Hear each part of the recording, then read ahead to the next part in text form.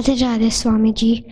My question is, all religions have one sacred book that they respect, like the Bible. What is the Bible of Hinduism?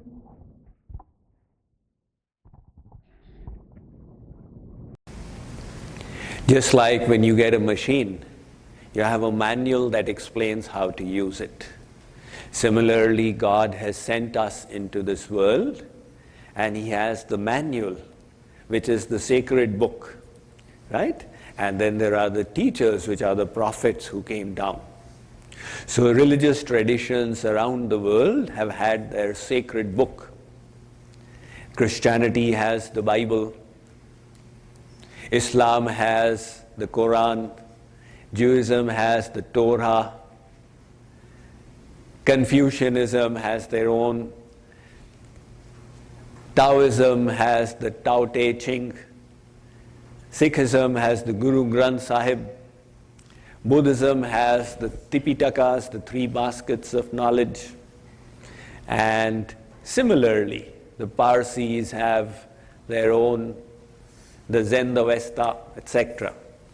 So, what is the book of the Hindus? The book of the Hindus is the Vedas. And this is based on a very subtle concept. According to the Hindu philosophy, knowledge is eternal, divine knowledge. Just like God is eternal, His knowledge is also eternal. Ever since God has existed, His knowledge has existed. So to say that there is a holy book that exists since such and such period in time seems a little illogical. What about the people who came before that? They had no access to being saved.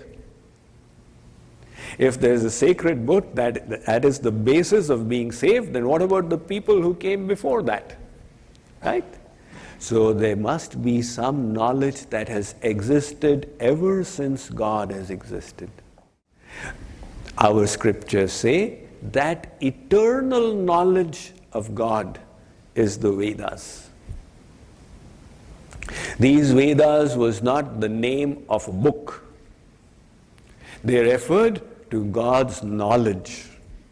Every time God engages in creation, He manifests that knowledge. And then that knowledge was coming down through the ear. The Guru would speak it to his disciple. The disciple would hear it and pass it on to his disciple. That is how the Vedas were coming down. And since they were coming through the ears, and the ear is called Shruti, hence another name for the Vedas is Shruti. However, 5,000 years ago, Vedas, who was an avatar of God Himself, he felt that the people of Kalyug will not be Shruti Dhari. They will not have the capacity to hear and remember. So he put that knowledge into a book. He wrote it down. And that became the physical Vedas. That is the Bible of Hinduism, the physical Vedas. The world says that the most ancient scripture in history is the Vedas. But we say, no, that's an inaccurate statement. Don't say most ancient. That means it had a beginning. This is the eternal scripture which has ever existed. And that is why what the Vedas are explaining is not Hinduism as such. The word Hinduism came up later in history. It was a name that was given when the invaders came to conquer India. All those who were on this side of the Hindu Kush were called Hindus. But the word Hinduism is not there in the Vedas. They talk about Sanatan Dharma, the eternal religion. The eternal principles, the internal science of how to purify yourself, how to elevate yourself, that is Sanatan Dharma. And that is now loosely being called Hinduism.